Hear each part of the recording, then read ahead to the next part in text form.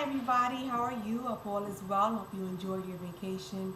I want to first apologize to my second class for last week and the disconnect that I have with the internet. Unfortunately, that's one of the limitations of online education, is that you're really highly dependent on technology. So again, I apologize.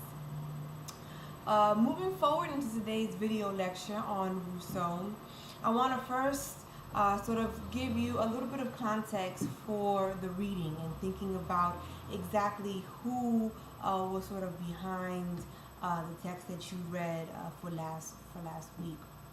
Jean-Jacques Rousseau was born June 28th, 1712. So we saw some of his Cancer qualities come out in the text. Very emotional, very passionate, somewhat protective of human nature. In many ways, he was a very significant Enlightenment thinker that adopted the idea that man was born innately good. Was one of the lines that many of you sort of picked up on, this idea that God makes everything good and man meddles with it and makes it evil. And if you kind of recall back to that chart that we went over in class, that was sort of one of the defining features that we would see of the Enlightenment, that shift in seeing men, or rather seeing humans, as sort of born naturally good, or if not good, at least sort of on a blank slate. Very interesting sort of about Rousseau. He led a very interesting life, had a very interesting early life. His mother died at a very early age, from 9 days after he was born. And his father, who he was very fond of, was a watchmaker in Geneva, which is currently in Switzerland. And his father was really the one to get him to be this avid reader, to sort of start philosophical conversations at a very early age. And his father was sort of a part of a political minority in Geneva that was marginalized in many ways. And so he had somewhat of a soft spot for his father, in the sense that he felt that his father was treated, him and his father and his father's side of the family, was treated as social outcasts. Conversely, his mother's side of the family came from a more elite class background, and would actually be the folks to raise him for a majority of his life after his father would leave when he was 10 years old. He had a very interesting relationship with school, particularly after his father left. School sort of became this place in which he rebelled, not necessarily sort of behaviorally, but academically.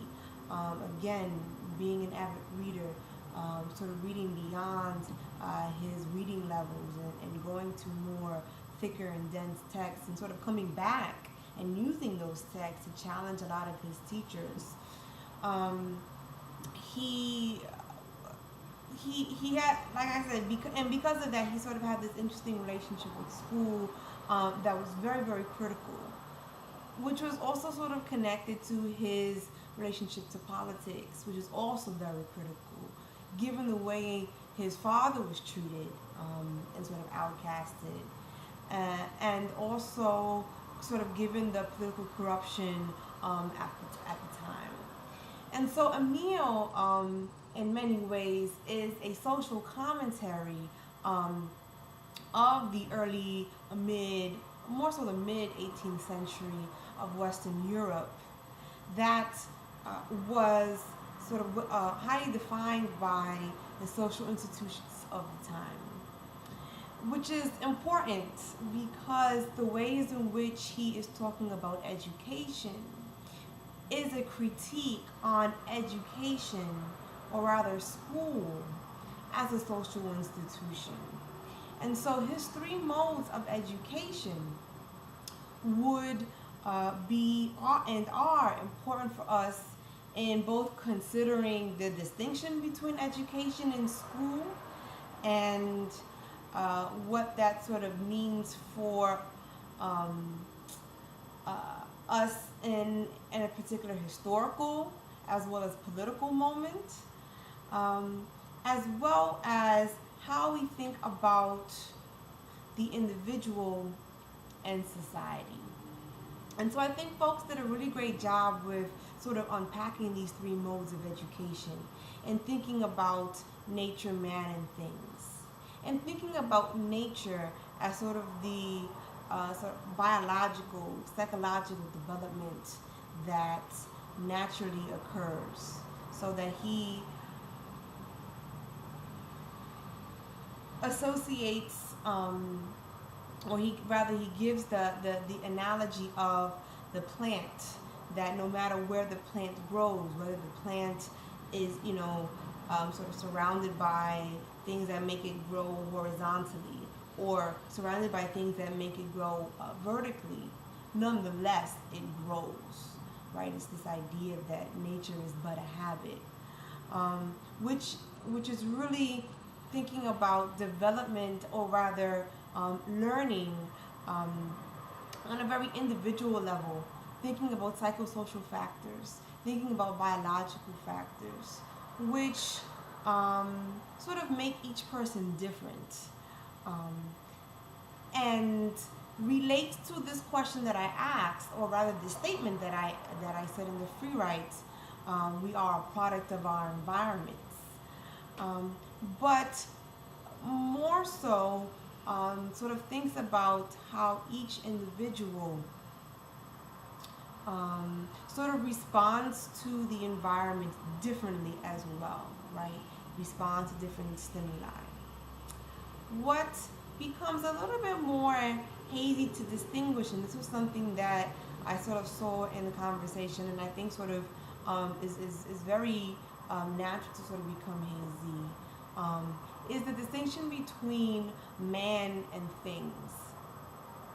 And so if we're thinking about nature as the sort of the individual sort of development that's going to happen regardless of sort of where a person is, we're thinking about man as being the individuals that manipulate that environment. And if we're thinking about things, then we're thinking about things as the environment, but things really being connected with social institutions. And so folks, when they were beginning to completely define the environment and make that list, started with family first. And again, we're thinking about family as an institution. And so, but that's not the only one, right? There's sort of all of these other institutions that make up our environment. In fact, our environment is organized by social institutions.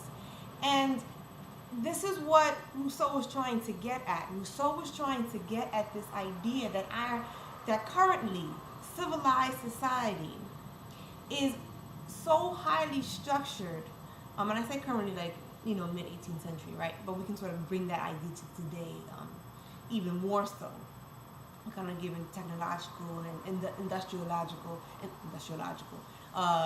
industry advances. But this idea that environment is organized by social institutions means that man creates these institutions and maintains them, but once created, in many ways they begin to sort of function on their own. So if we think about a machine with these wheels, at some point the machine gets created, but it gets created in a way that it can sort of run on its own. And so his critique on